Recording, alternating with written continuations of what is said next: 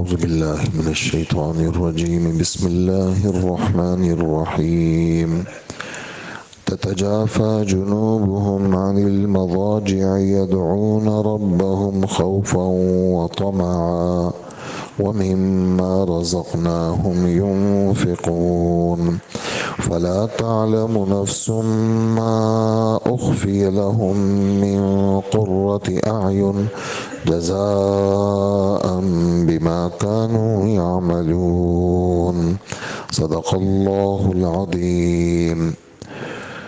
سورہ سجدہ کی آیت نمبر 16 اور 17 کی تلاوت آپ حضرات نے سنی۔ ایمان والوں کا بیان چل رہا ہے اور اس دن سجدے والی آیت وہ آپ حضرات کے سامنے پڑھی گئی تھی، اور سجدہ جب آیت ایک دفعہ پڑھی جاتی ہے اس دن عرض کیا تھا سجدہ کیا جاتا ہے، سننے پر بھی سجدہ آتا ہے اور پڑھنے پر بھی سجدہ آتا ہے، اور صرف ترجمہ اگر کوئی اپنی زبان میں کرے تو پھر سجدہ واجب نہیں ہوتا، اور ایک محفل میں ایک ہی آیت اگر کوئی بار بار پڑھے ایک ہی سجدہ آتا ہے، اور اگر مجلس بدلتی رہے گی تو پھر سجدوں کی تعداد بھی بڑھتی رہے گی، چاہے وہ ایک ہی آیت کیوں نہ ہو۔ اور ایک ہی محفل میں اگر متعدد آیتیں پڑھیں تو جتنی آیتیں پڑھیں گے اتنے ہی سجدے آئیں گے۔ یہ سجدے کے بارے میں دو چار باتیں تھیں، اور آیت نمبر 16 کا مضمون یہ ہے کہ ایمان والے جب ان کو نصیحت کی جاتی ہے تو ہماری آیتیں پڑھی جاتی ہیں تو وہ سجدے میں گر جاتے ہیں، اللہ کی پاکی بیان کرتے ہیں، اور اس سجدے کے اندر وہ تکبر سے کام نہیں لیتے۔ اور ایمان والوں کی صفت جو آج کا ہمارا سبق ہے، ایمان والوں کی صفت یہ ہے کہ ان کے پہلو اپنے خوابگاہوں سے الگ رہتے ہیں، ان کے پہلو اپنے خوابگاہوں سے الگ رہتے ہیں۔ اس کا کیا مطلب ہے؟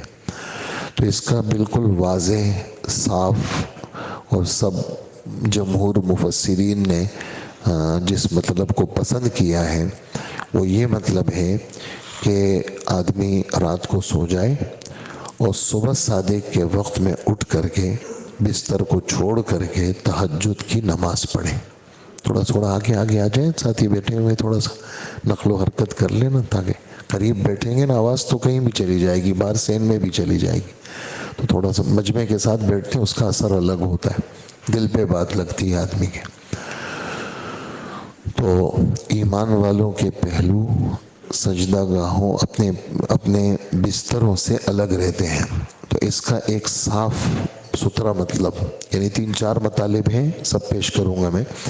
تو ایک مطلب جس کی سب سے افضل صورت ہے وہ کیا ہے؟ رات کو سو کر کے تہجد کے وقت کے اندر اٹھ کر کے نماز پڑھنا، یہ اس کی سب سے اچھی صورت، یعنی اعلیٰ صورت ہے۔ اور حضرت معاذ بن جبل رضی اللہ تعالیٰ عنہ فرماتے ہیں کہ ہم سفر میں حضور صلی اللہ علیہ وسلم کے ساتھ تھے، تو میں اللہ کے رسول کے قریب گیا تو میں نے عرض کی، اللہ کے رسول دلنی علی عمل یدخلنی الجنہ ویباعدنی من النار، کوئی عمل ایسا بتا دیجئے جو عمل میں کروں جنت میں چلا جاؤں اور دوزخ سے بچ جاؤں۔ تو حضور صلی اللہ علیہ وآلہ وسلم نے فرمایا بہت بڑا سوال ہے یہ، اور یہ آسان اسی کے لیے ہے جس کے لیے اللہ آسان کر دے۔ سوال بہت زبردست ہے، لیکن عمل وہی کرے گا جس کے لیے اللہ آسان کر دے۔ اس میں اسلام کی چیزوں کا بیان کیا، وہ کیا؟ نمبر 1، اللہ کی عبادت کرو، اللہ کے ساتھ غیر کو شریک مت کرو۔ نمبر 2، 5 نمازیں اہتمام سے پڑھو۔ نمبر 3، زکوٰۃ دیا کرو۔ نمبر 4، روزے رکھا کرو، اور نمبر 5، بیت اللہ کا حج کرو۔ پھر اس کے بعد دوسری بات یہ فرمائی اللہ کے رسول صلی اللہ علیہ وسلم نے کہ تمہیں میں خیر کے اہم ترین دروازے نہ بتاؤں کہ جب تم عمل کرو گے وہ تو خیر کے اندر چلے جاؤ گے، جیسے دروازے سے آدمی چلا جاتا ہے تو اس عمل کی وجہ سے تم خیر تک پہنچ جاؤ گے۔ تو اس میں حضور صلی اللہ علیہ وسلم نے 3 عمل بتائے۔ ایک عمل بتایا روزے کا، کہ روزہ کیا ہے، نفلی روزے جتنے بھی ہیں اس کی برکت سے اللہ گناہوں سے بچاتے ہیں۔ جیسے ڈھال دشمن کے وار سے بچاتا ہے، ایسے ہی نفلی روزہ شیطان کے حملوں سے بچاتا ہے۔ اور نمبر 2، اللہ کے نام پہ خیر خیرات دوزخ کی آگ کو ایسا بجھاتا ہے جیسے پانی آگ کو بجھا لیتا ہے۔ اور تیسری بات یہ فرمائی، یعنی یہ خیر کے ابواب ہیں، تیسری بات یہ فرمائی، رات ایسے وقت میں نماز پڑھنا جس وقت کے اندر لوگ سو رہے ہوں اور تم نماز پڑھو۔ تو تہجد کا بیان آیا، پھر ہمارے نبی نے یہ والی آیت پڑھی جو میں نے 2 آیتیں پڑھی ہیں 16 اور 17، کہ ایمان والے وہ ہیں کہ جن کے پہلو رات کو خوابگاہوں سے الگ رہتے ہیں اور اللہ سے دعا کرتے ہیں جنت کی امید میں اور دوزخ کے خوف میں۔ اللہ سے دعا کرتے ہیں جنت کی امید میں اور دوزخ کے خوف سے، اور ہم نے جو ان کو رزق دیا ہے ہمارے نام پہ خرچ کرتے ہیں۔ اور کسی بھی نفس انسانی کو، 17ویں آیت کا ترجمہ، کسی بھی نفس انسانی کو اس کا پتہ نہیں ہے جو آنکھوں کی ٹھنڈک کا سامان اللہ نے جنت میں اس کے لیے رکھا ہے، کسی کو پتہ نہیں، یعنی کسی نے دیکھا نہیں، کسی کو پتہ ہی نہیں، اور یہ ان کے عملوں کا بدلہ ہے۔ تو حضرت معاذ ابن جبل فرماتے ہیں کہ آپ نے یہ والی آیت پڑھی۔ تیسری بات اس حدیث میں یہ فرمائی کہ میں تمہیں مرکزی بنیاد نہ بتاؤں، مرکزی ستون نہ بتاؤں، اور بلند مذہب کی بلند چوٹی نہ بتاؤں۔ 3 باتیں، مرکزی جڑ، مذہب کی جڑ وہ بتاؤں تمہیں، اور میں تمہیں مذہب کا مرکزی ستون بتاؤں، اور میں مذہب کی چوٹی تمہیں بتاؤں۔ تو پھر فرمانے لگے مذہب کی جڑ اور بنیاد اسلام ہے۔ اسلام کا مفہوم ظاہری اعمال، اپنے ظاہر کو اسلام والا بنانا۔ بہت سارے لوگ کہتے ہیں ہمارا دل صحیح ہے، اگر ہمارا ظاہر صحیح نہ ہو کوئی بات نہیں، دل ہمارا صحیح ہے۔ تو آسمان سے یہ مطالبہ ہے کہ دل تو چھپا ہوا ہے، تمہارا ظاہر بھی نبی کے مطابق ہونا چاہیے۔ تو مذہب کی جڑ اور بنیاد اسلام ہے۔ اور نمبر 2، اس مذہب کا مرکزی ستون وہ نماز ہے۔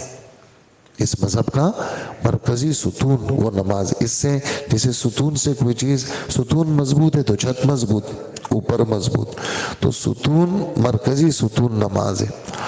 اور اس مذہب کی بلند چوٹی وہ کیا ہے، وہ جہاد ہے۔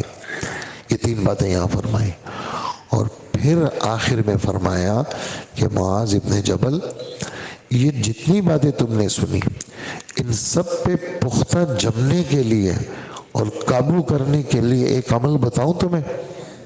تو جی بتا دیجئے۔ اللہ کے رسول نے اپنی زبان مبارک پکڑی اور فرمایا اس کو اپنے پاس رکھو، زبان کف علیک ھذا، بس اس کو روک کے رکھو، یعنی فضول باتیں مت کیا کرو، کسی کا دل مت دکھایا کرو، لوگوں کے خلاف تبصرے مت کیا کرو، ادھر ادھر کی باتیں مت کرو۔ زبان پکڑی تو میں نے عرض کی اللہ کے رسول، اچھا زبان کی وجہ سے بھی اللہ ہمیں پکڑیں گے؟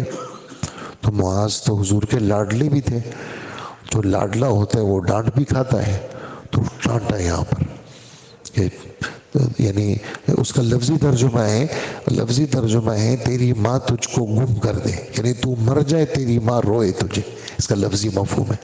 لیکن لفظی مفہوم مراد نہیں ہوتا، جیسے ہم اردو میں کہتے ہیں تیرا بیڑا غرق ہو، حالانکہ بیڑا غرق تو بڑی دعا ہے، لیکن اس کا لفظی مفہوم مراد نہیں ہوتا، ناراضگی کا اظہار ہوتا ہے۔ معاذ، یہ جو تم نے بات کہہ رہے ہو کہ زبان پہ پکڑی جائیں گے، لوگ دوزخ کے اندر جو ان کو دھکا دے کے اوندھے منہ گرایا جائے گا وہ زبان کی وجہ سے ہوگا، اس لیے زبان کا خیال رکھو۔ تو یہاں اس حدیث میں علماء نے تفسیر میں یہ حدیث لکھی ہے کہ بھائی پہلو ہٹتے ہیں خوابگاہوں سے، مراد اس سے کیا ہے؟ مراد اس سے تہجد کی نماز ہے۔ نمبر 2، پہلو ہٹتے ہیں خوابگاہوں سے، کہا کہ یہ وہ لوگ ہیں جو عشاء کی نماز جماعت سے پڑھ لیں اور فجر کی نماز کے لیے اٹھ کر کے آ جائے، تو کہا وہ بھی اس میں شامل ہے۔ پہلو ہٹتے ہیں جو عشاء پڑھ لی اور فجر کی نماز کے لیے اپنے بستر چھوڑ کے آ جائے، کہا وہ بھی اس میں شامل ہے۔ اور یہ بھی لکھا ہے کہ عشاء کی نماز سے پہلے بستروں پہ نہیں جاتے، عشاء کی نماز سے پہلے بستروں پہ نہیں جاتے، بلکہ عشاء کا انتظار کرتے ہیں، عشاء پڑھ لیتے ہیں، سو جاتے ہیں، پھر بستر چھوڑ کر کے آتے ہیں۔ اس پر میں ایک حدیث سناتا ہوں آپ کو کہ رسول اللہ صلی اللہ علیہ وسلم نے فرمایا، جس شخص نے عشاء کی نماز جماعت سے پڑھی اس کو آدھی رات کی عبادت کا ثواب ملے گا، اور جس نے عشاء بھی جماعت سے پڑھی اور فجر بھی جماعت سے پڑھی اس کو پوری رات کی عبادت کا ثواب ملے گا۔ دو مطلب ہو گئے۔ تیسرا مطلب اس کا یہ ہے کہ رات کے وقت میں، یعنی تہجد تو میں پڑھوں گا 5 بجے، 4 بجے اٹھوں گا، 4:30 بجے اٹھوں گا، اور رات کے وقت میں 1 بجے میری آنکھ کھل گئی جی، میری بیدار ہو گیا میں، تو کہا کہ یہ جو بیدار ہوا اس بیدارگی میں اس نے اللہ کا نام لیا۔ اس بیدارگی میں اس نے کیا کیا؟ حدیث میں یہ ذکر ہے باقاعدہ کہ حضور صلی اللہ علیہ وسلم کبھی بے وقت اٹھ جاتے تھے، آنکھ کھل گئی بے وقت، اس وقت میں تیسرا کلمہ، چوتھا کلمہ، اور اللہ پاک سے دوزخ کی آگ سے پناہ مانگنا۔ ایک تابعی حضرت عائشہ رضی اللہ عنہا سے پوچھتے ہیں کہ اللہ کے رسول کی کبھی بے وقت کبھی آنکھ کھلتی تھی تو اللہ کے رسول کیا کرتے تھے؟ تو فرمانے لگی کہ یہ سوال مجھ سے کسی نے نہیں کیا، تم پہلے آدمی ہو، تم نے مجھ سے سوال کیا۔ حضور صلی اللہ علیہ وآلہ وسلم کی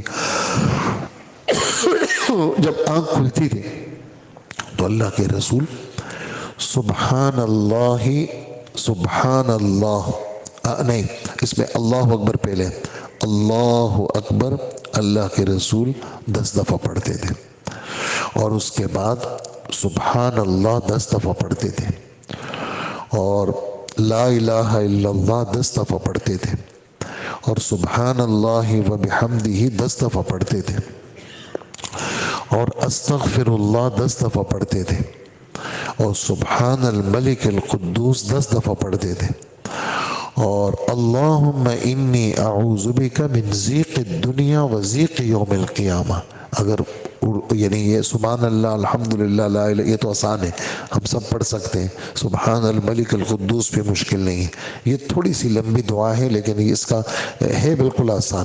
اللہم انی اعوذ بک من ضیق الدنیا، ضاد کے ساتھ ہے، ضاد یا اور قاف، ضیق تنگی کو کہتے ہیں۔ اللہم انی اعوذ بک من ضیق الدنیا و ضیق یوم القیامہ، اے اللہ میں دنیا کی تنگی سے بھی پناہ لیتا ہوں کہ مجھے دنیا میں تنگی نہیں چاہیے، اور آخرت کی تنگی سے بھی پناہ چاہیے، یہ بھی 7 دفعہ۔ تو یہ فرماتی ہیں کہ حضور جب بے وقت اٹھ جاتے تھے تو اللہ کے رسول نے یہ دعائیں 10 دفعہ مانگی، یہ 7 چیزیں ہو گئی کل، یعنی اللہ اکبر کا ذکر آ گیا، الحمدللہ کا ذکر آ گیا، اللہ اکبر، لا الہ الا اللہ، استغفر اللہ، سبحان الملک القدوس، اللہم انی اعوذ بک من ضیق الدنیا و ضیق یوم القیامہ۔ تو یہ اللہ کے رسول مانگتے تھے۔ تو فرمایا ایسی بے وقت کبھی آنکھ کھل جائے، یہ آدمی استنجے کے لیے اٹھے، تہجد نہیں پڑھنی اس کو، آ کر کے استنجا کر کے دوبارہ سونا ہے، تہجد بعد میں پڑھے گا یا فجر میں اٹھے گا، ایسے موقع پر بھی آدمی اللہ کو یاد کرے، ایسے موقع پر بھی کیا کرے؟ اللہ۔ تو یہ ہے کہ اپنے پہلو ان کے الگ رہتے ہیں، اور امید اور خوف کے درمیان، امید اور خوف کے درمیان کیفیت ایسی ہوتی ہے کہ اللہ کے رسول تھوڑی سی کوئی چیز دیکھتے تھے تو ایک دم پریشان ہو جاتے تھے۔ حضرت عائشہ فرماتی ہیں کہ میں نے ایک دن کہا اللہ کے رسول، کالے بادل آتے ہیں، ہوائیں چلتی ہیں، لوگ خوش ہو جاتے ہیں کہ اچھا ہوا گرمی ختم ہو جائے گی، بارش ہو جائے گی، ہم خوش ہوتے ہیں، آپ پریشان ہوتے ہیں۔ کبھی آپ اندر آ رہے ہیں، کبھی باہر نکل رہے ہیں، آپ کا رنگ پیلا ہو جاتا ہے اور آپ کی کیفیت گھبراہٹ والی ہو جاتی ہے، ہم لوگ خوش ہو رہے ہوتے ہیں اور آپ پریشان ہو رہے ہوتے ہیں۔ تو فرمانے لگے عائشہ یہ کالے بادل قوم عاد نے بھی دیکھے تھے، لیکن اس میں سے بارش نہیں آئی تھی، اس میں سے آگ برسی تھی۔ تو مجھے ڈر لگتا ہے کہ یہ کالے بادل، یہ آندھیاں، یہ کہیں اللہ کا عذاب نہ آ جائے۔ یہ کیفیت تھی اللہ کے رسول کی، یعنی یہ مطلب ایسا نہیں تھا کہ جناب بالکل اور حضرت انس سے کسی نے پوچھا رضی اللہ عنہ، حضور کی وفات کے بعد ایک مرتبہ ایسا طوفان سا آیا تو فرمایا کہ انس اللہ کے رسول کے زمانے میں آپ لوگ کیا کرتے تھے؟ فرمایا اللہ کے رسول کے زمانے میں ہلکی سی ہوا چلتی تھی، ہم سب مسجد میں آ جاتے تھے۔ ہماری تربیت یہ تھی کہ یہ جب ہوا چلتی ہے تو اس سے ڈرا کرو اور اللہ کی نماز کی طرف اور اللہ کی یاد کی طرف متوجہ ہوا کرو۔ ایسے ہی سورج گرہن ہو گیا، اللہ کے رسول صلی اللہ علیہ وسلم نے اتنی بڑی نماز پڑھائی کہ پہلی رکعت میں سورہ بقرہ پڑھی، رکوع میں اتنی دیر رہے جتنی سورہ بقرہ میں رہتے ہیں، سمع اللہ لمن حمدہ میں اتنی دیر رہے جتنے سورہ بقرہ میں رہتے ہیں، اور سجدے میں اتنی دیر رہے جتنی سورہ بقرہ میں رہتے ہیں۔ یہ 2 رکعت پڑھائی، پھر 2 رکعت اور پڑھائی، یہ خوف والی کیفیت۔ تو ایمان والے وہ ایسے نہیں ہوتے کہ بھئی اللہ پاک جیسے یہودی کہتے ہیں ہم خدا کے بیٹے ہیں۔ یہودی کیا کہتے ہیں؟ ہم خدا کے بیٹے ہیں، ہمیں خدا کچھ نہیں کہے گا، کیوں؟ ہم تو خدا کے بیٹے ہیں۔ لیکن ہم ایسے نہیں ہیں، ہم تو ڈریں گے بھائی، اس لیے کہ اللہ کی کسی کے ساتھ ایسی کوئی یاری دوستی نہیں ہے۔